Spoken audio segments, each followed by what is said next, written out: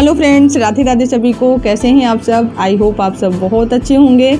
तो अभी ये मंडे की सुबह के 9:30 बज रहे हैं। सब अपने अपने काम में लगे हैं। कोई नहा रहा है, कोई बर्तन साफ़ कर रहा है, कोई बर्तन धुल रहा है। और झाड़ू पोछा मेरे घर में सुबह में ही हो जाता है। मम्मी चाची सब लोग 3 बजे उठती हैं रात में। उसके बाद फिर हम लोगों के उठते उठते ना घर की साफ़ सफाई, नहाना धोना सबका हो जाता है। और कुछ खाना भी बन जाता है, मतलब दाल चावल तो पक्का बन जाता है, क्योंकि आपको पता ही है सब सुबह सुबह ड्यूटी जाने वाले हैं। तो सुबह सुबह आप चाहे जितनी सफाई कर लो, खाने पीने के बाद जब तक दोबारा झाड़ू पोछा नहीं लगता है तो घर गंदा का गंदा ही दिखता है। तो दोबारा से अभी पोछा मैं लगा रही थी, तो उधर मैंने लगा लिया। ये आंगन अभी पड़ा है। मम्मी ने कहा आंगन अभी बाद में साफ़ करेंगे जब ये बर्तन वर्तन धुल जाएंगे। तो विराटू अभी नहाने जा रहे हैं। और आपको पता है ना, ये नहाने के पहले कपड़े उतार देगा और उसके बाद फिर 10-15 मिनट आधे घंटे जब तक इसका मन करेगा ना, पूरे में मिट्टी लगाएगा, बच्चों के जैसे खेलेगा। और मैं रोज़ सोचती हूँ कि जब मैं आप सबसे बात करूँगी, वॉइस ओवर करूँगी, तो ड्यूटी जाना नहीं बोलूँगी, ऑफ़िस जाना बोलूँगी, क्योंकि ऐसा सब लोग बोलते हैं कि ऑफ़िस गए हैं। लेकिन क्या है ना कि मेरे मुंह से ड्यूटी जाना ही निकलता है। शुरू से मेरे बाबा जो है वो गवर्नमेंट जॉब में थे, बिजली विभाग में। तो हमेशा बोलते थे कि जल्दी करो, मुझे ड्यूटी के लिए लेट हो रहा है। तो वही घर का माहौल बनता चला गया, बस मुंह से वही निकलता है कि ड्यूटी गए। हालांकि सबका ऑफिशियल काम है, किसी का कोई फील्ड का काम नहीं है, सब ऑफिस ही जाते हैं। लेकिन कहते हैं ना कि आपका जो मतलब बोल चाल है ना, आपके परिवेश से जुड़ा होता है। जैसा घर का माहौल होता है, तो कुछ कुछ ऐसे शब्द होते हैं जो आपकी बोलचाल से वो जुड़ जाते हैं। आप कितना भी चाहो, लेकिन उनको छुड़ाने में टाइम लगता है। तो यहाँ पर विराट भी नहा चुके हैं और वेद पहले से ही नहा चुके हैं। इनको ममता ने कॉपी कलम दिया है होमवर्क करने के लिए, लेकिन इसका मन नहीं लग रहा है। देखो बार बार गाल पकड़ के कह रहा है कि मम्मी रख दे, हमको नींद आ रही है। बच्चों के साथ यही होता है, जब इनको होमवर्क करवाओ तो इनको सारी चीज़ें याद आती हैं उस वक्त। तो इधर मम्मी और चाची लगी हैं कपड़ों को लाने में। जो कपड़े सूख गए उनको लाती जा रही हैं और धीरे धीरे सब फोल्ड होते जा रहे हैं। मतलब मम्मी चाची सबको कितना काम होता है। तो यहाँ वेदू को सचमुच में नींद आ रही है अब। तो ममता ने कहा चलो खाना निकाल दो बच्चों के लिए, और एक को खाना निकालो तो दूसरे को अपने आप से भूख लग जाती है। तो सब बच्चों के लिए खाना निकल गया है।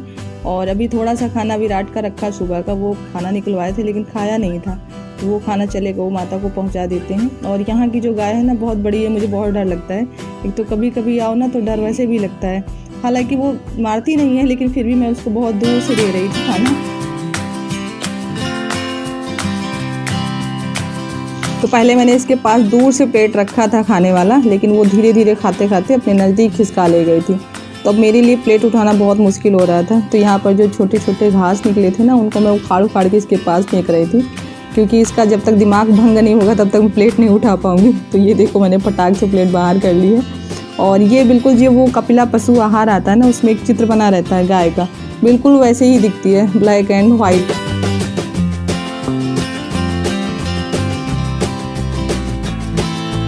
तो सुबह के टाइम में ये सब उधर बंधी रहते हैं जहाँ पे सरिया बनी है, बोले तो पशुशाला, मेरे यहाँ उसे सरिया कहते हैं। और फिर थोड़ा सा टाइम बीतता है, मतलब जब ये चारा वारा खा लेते हैं तो फिर यहाँ पर बांध देते हैं। यहाँ पर काफ़ी घनेदार वृक्ष हैं, तो हवा लगती रहती है आराम से इन लोगों को। और इधर रोजी को भी खाना आ गया है। ये तो इतना भूखड़ है कि पूछो मत। इसको चाहे जितना खिला दो, लेकिन इसको सारा दिन भूख लगी रहती है। कुछ भी दो तो ऐसे खाएगी जैसे लगता है सुबह से भूखी हो। तो इधर ममता ने मशीन उठा ली। हम लोग जब घर आते हैं मायके ना, तो बहुत सारा काम लेके आते हैं मशीन वाला।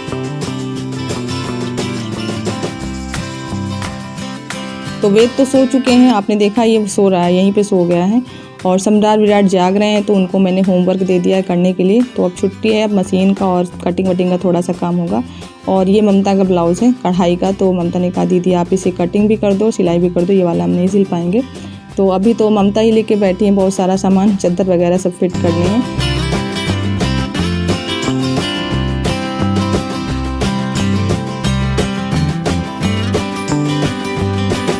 तो पहले शुरू में मुझे भी कढ़ाई वाले ब्लाउज़ सिलने में लगता था कि कैसे सिल पाएंगे इसको, लेकिन नॉर्मल ब्लाउज़ से भी ज़्यादा अच्छा होता है ये वाले सिलने में। इसमें पूरा डिज़ाइन बनी रहती है, बस केवल आपको नाप के अनुसार काटना रहता है बस। तो यहाँ पर मैंने गला काट लिया है, गला बोट नेक में है, तो 3 इंच मैंने गले की लेंथ ली है, मतलब लंबाई भी और चौड़ाई भी दोनों मैंने 3 इंच ली है। और इधर आर्म होल के लिए मैंने 5.5 इंच लिया है।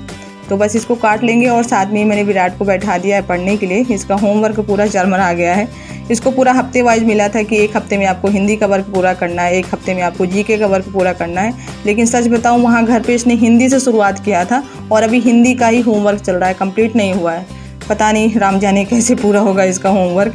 तो मुझे लगता है ना कि इसके होमवर्क के लिए मुझे जल्दी जाना पड़ेगा घर, क्योंकि यहाँ पर रहेगा ना तो तब तो पूरा नहीं होने वाला।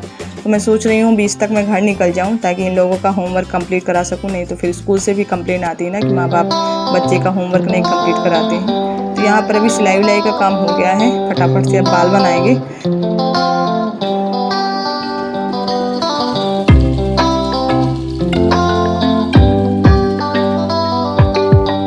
और अब की बार ऐसा लग रहा है जैसे भगवान ने सूखा डाल दिया हो। एक भी बार अभी सही से बारिश नहीं हुई है, तो अगर ऐसा ही रहा ना तो अब की बार धान की फसल बहुत गड़बड़ होने वाली है। जब तक बारिश नहीं होती तब तक धान की फसल अच्छे से नहीं होती। किसान बेचारे सब इंतज़ार में है कि कब बारिश हो। तो अभी धान के लिए जो बेड़ डालना रहता है ना, उसकी तैयारी भी हो रही है चारों तरफ। इस समय पापा ड्यूटी नहीं जा रहे हैं क्योंकि जहाँ पर वो काम करते हैं प्लांट में एक लड़के की बिल्डिंग से गिरकर डेथ हो गई है, मतलब वर्कर था वो। तो इस वजह से अभी काम पूरा बंद पड़ा है और चेकिंग भी बहुत तेज़ी से हो रही है। मतलब जो हेलमेट नहीं लगाते वहाँ का और सेफ्टी बेल्ट नहीं पहनते। मैं निकला गड्डी लेके, अभी मस्ती चल रही है बाहर, बच्चों की सब खेल रहे हैं, निकल आते हैं के मूड में है, फुल मस्ती। यहाँ पर अगर कुछ भी बोलो पीछे ना तो इतनी ज़्यादा वॉइस आ रही है कि पूछो मत, शोरगुल घर बाहर सब जगह। और अगर बच्चे घर में 4 इकट्ठे हो जाए ना तो बाज़ार जाने की ज़रूरत नहीं है, फुल बाज़ार वाला मज़ा घर में मिलेगा। और मेरा भाई जो है उसको छुट्टी नहीं मिली, वो हम लोगों से भी ज़्यादा ससुराल में रह रहा है। नौकरी की तैयारी करना किसी साधना से कम नहीं है। अभी उसका लगे थे 2 पेपर लगे थे उसके, तो एक पेपर तो टल गया है, जुलाई में है, लेकिन दूसरा पेपर 16 को है। तो 16 का पेपर जब हो जाएगा, रेलवे का है, उसके बाद वो आएंगे घर में। विराटू लग जाएगा, जहाँ पर हम जाएंगे पीछे पीछे ये दोनों बंदर तो पक्का आएंगे, लग जाएगा इधर। और इसमें जब मैं छोटी थी ना तो इससे मेरी उंगली कट गई थी, ये वाली, ये देखो हल्की सी टेढ़ी दिख रही ना, पूरी निकल गई थी, थोड़ा सा बस केवल इसमें जुड़ा था, तो पूरा ऑपरेशन से जुड़वाया गया था। और थोड़ा सा ये भी कटा था, इसमें कोई हल्का सा निशान आपको दिख रहा होगा। तो हमेशा इसको जब काम हो जाता है ना तो इसके साथ इसको बांध दिया जाता है, ताकि अगर बच्चे भी गलती से आ जाएँ तो ये ना हो कि उनको चोट। देखो हम बांधे हुए भी कर सकते हैं। नहीं बांधे नहीं, उसको पड़ा रहने दो। तो शाम के अभी 6 बज रहे हैं और यहाँ पर 6 बजते ही सबके बिस्तर निकलने शुरू हो जाते हैं। उधर सौम्या लगाने में लगी हैं, इधर हम लगाने में लगे हैं बिस्तर। निक्की अभी कह रही थी कि दीदी तुमने हमको नहीं बुलाया, अकेले ही चली गई हो, तो वो भी आ रही हैं। सबके खाट और बिस्तर पहले से ही लग जाते हैं। सब लोग ऐसा बोलते हैं कि थोड़ी देर पहले बिस्तर लगा दो ना तो उनकी गर्माहट बाहर निकल जाती है, बाहर की थोड़ी सी ठंडी ठंडी हवा लगती है ना तो बिस्तर ठंडा हो जाता है। तो शाम से ही सबके बिस्तर लग जाते हैं। तो ग्रामीण जीवन और शहरी जीवन ये 2 अलग अलग चीज़ें, तो बहुत सारा अंतर होता है दोनों में। पहनावा ओढ़ावा, रहन सहन, बोल चाल, भाषा, सब कुछ बहुत अलग अलग होता है। तो इस तरह से किसी का आधा जीवन अगर शहर में बीता हो और अचानक से उसे गांव में लाके छोड़ दिया जाए और उसे बोला जाए कि आप गांव के तरीके से रहिए, तो एक बार की वो पूरी चीज़ों को नहीं सीख पाएगा, उसे बहुत दिक्कत होगी। और ख़ासकर मैं उन लड़कियों के बारे में सोचती हूँ जो शहर में पली बड़ी हैं और गांव में उनकी शादी हो जाती है, तो उनको खुद को गांव के हिसाब से ढालना बहुत मुश्किल होता है। मैं तो सभी माता पिता से निवेदन करना चाहूँगी कि अगर आपने शहर में बच्चियों की परवरिश कर रखी है तो गांव में शादी उनकी कभी ना करें, क्योंकि वो बेटियां भले ही हैं लेकिन वो भी एक इंसान है। तो चीज़ों को एक बारगी बदलना और दूसरे माहौल में खुद को ढालना उनके लिए किसी युग को बदलने से कम नहीं है। मतलब परिवर्तन एक हद तक अच्छा लगता है, अगर ज़रूरत से ज़्यादा परिवर्तन जीवन में हो जाए ना तो कभी कभी वो बहुत ज़्यादा नुकसानदायक होता है। तो यहाँ पर अभी आप जो पेड़ देख रहे थे ये करौंदा का है, इसमें बहुत सारे फल लगे। तो बंदर इसे नहीं खाते हैं क्योंकि ये बहुत खट्टा होता है, इसलिए ये बचा है, नहीं तो ये भी ना दिखता पेड़ में। और इधर एक फूल का पेड़ दिख रहा है, ये बिल्कुल कपास के जैसे लग रहा है, रुई वाला जो पेड़ होता है, लेकिन ये रुई का नहीं है, फूल का पेड़ है।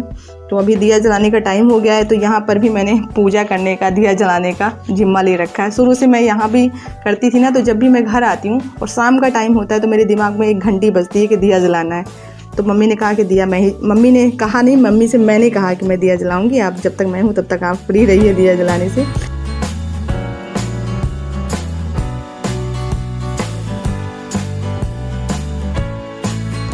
तो घर में मैंने दिया जला दिया है और भगवान पे जो फूल चढ़े थे वो सारे फूल भी उतार कर ले आए हैं। तो पहले फूल मैंने यहाँ साइड में डाल दिया, यहाँ पर किसी का पैर नहीं पड़ता है। मतलब जहाँ भी ये भगवान के चढ़े हुए फूल आप डाल रहे हो तो कोशिश करें कि वो जगह चुनें जहाँ पर कोई आता जाता ना हो। तो इस किनारे पर कोई नहीं जाता है, तो फूल डाल दिया है, यहाँ भी दिया जला दी है। और इसी के साथ मैं ब्लॉग को एंड कर रही हूँ। ब्लॉग पसंद आया हो तो प्लीज़ लाइक कीजिएगा और नए हो तो चैनल को सब्सक्राइब कर लीजिए। मिलते हैं नेक्स्ट वीडियो में, तब तक के लिए आप लोगों से लेते हैं विदा। Bye bye, Radhe Radhe.